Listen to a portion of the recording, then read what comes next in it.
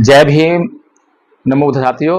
साथियों, supreme court ने तिरुपति बालाजी मंदिर में जो लड्डुओं में जो घालमाल हुआ उसके लिए एसआईटी का गठन कर दिया। सुप्रीम कोर्ट हमेशा जो है ये धार्मिक भावनाओं का बड़ा ख्याल रखता है। ये बहुत ही पेचीदा मामला है। सुप्रीम कोर्ट ने जो लोग पिटीशन लेकर आए थे या जिन लोगों की भावनाएं आहत हुई उन लोगों से मोटे मोटे तौर पर कुछ प्रश्न जरूर करने चाहिए थे।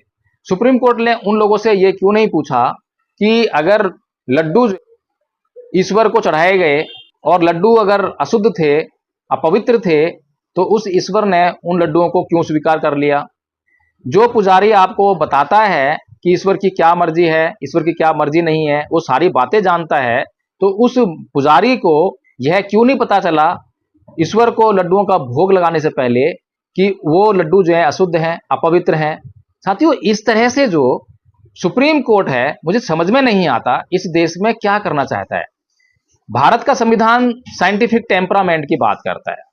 साइंटिफिक टेम्परामेंट अंधविश्वास, पाखंड और अंधश्रद्धा को समाप्त करने की बात करता है।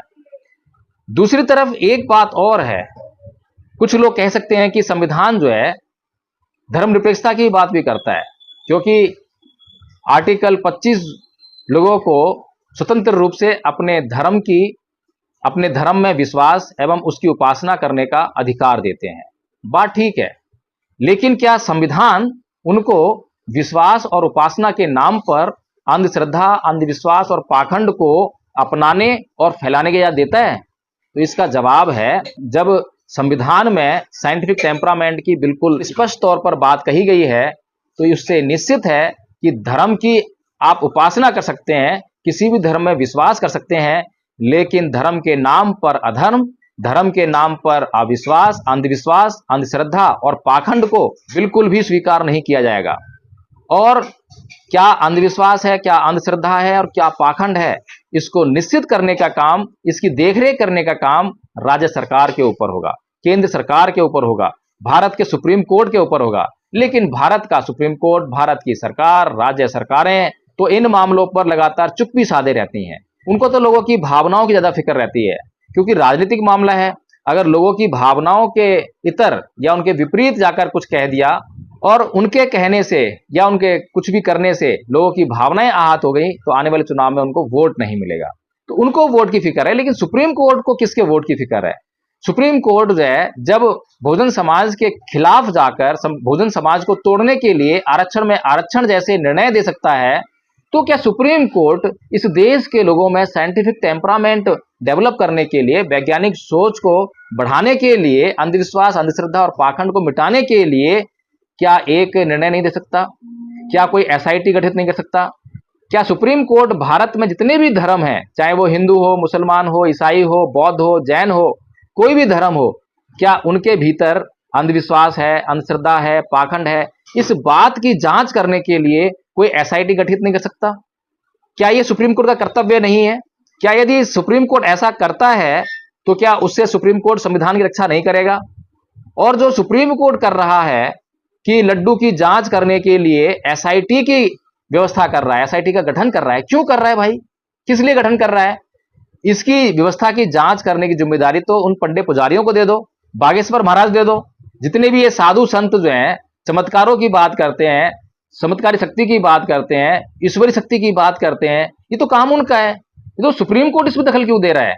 सुप्रीम कोर्ट का तो काम ये था कि ये जांच करे कि कहां पर साधु संत जो है गलत बोल रहे हैं, झूठ बोल रहे हैं।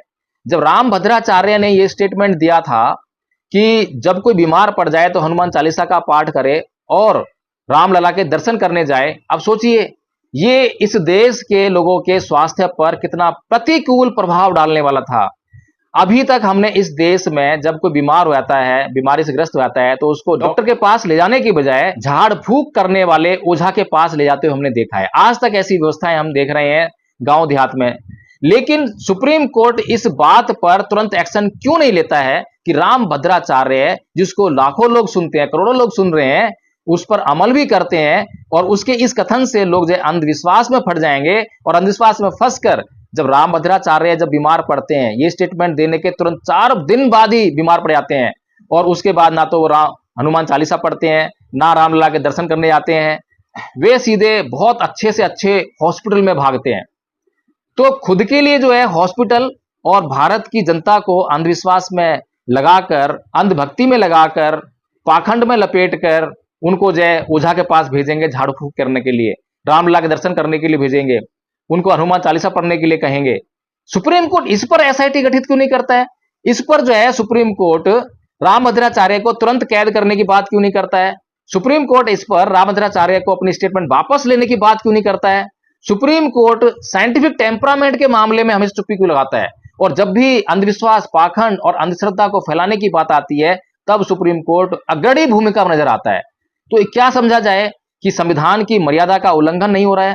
क्या संविधान का उल्लंघन नहीं हो रहा है? क्या संविधान को नष्ट नहीं किया जा रहा है? अगर संविधान की मर्यादा का उल्लंघन हो रहा है, संविधान को नष्ट किया जा रहा है, संविधान की बेइज्जती हो रही है, तो फिर बहुजन समाज कहां सोया हुआ है जो कहता है कि संविधान को बचाएंगे, संविधान को कोई हाथ लगा कर दिखाए?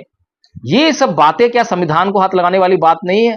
तो साथियों, आपको जागना होगा, समझना होगा, चेतना होगा। खाली हम लोग जो है भावनाओं से घिरकर जय जयकारे लगाने से हमारी समस्याएं हल नहीं होने वाली हैं। बाबा साहेब कितना कह कहकर थक गए कि नायक पूजा एक तानाशाह को जन्म देती है। आज आप जो है देख रहे हैं, आपके सामने है कि किस प्रकार आपने नायकों की पूजा करी और किस प्रकार से आप राजनीतिक तानाशाहों को आज झेल रहे हैं।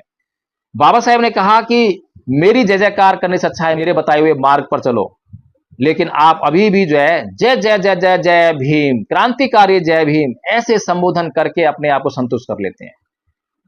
और आरक्षण की बात आई, इसके डिसीजन की जब बात आई, तो जिन लोगों को नौकरी से कोई लेना देना नहीं है, जिन लोगों को भी आरक्षण मिलने वाला नहीं है, वे ही लोग भारत को बंद करने के लिए निकले।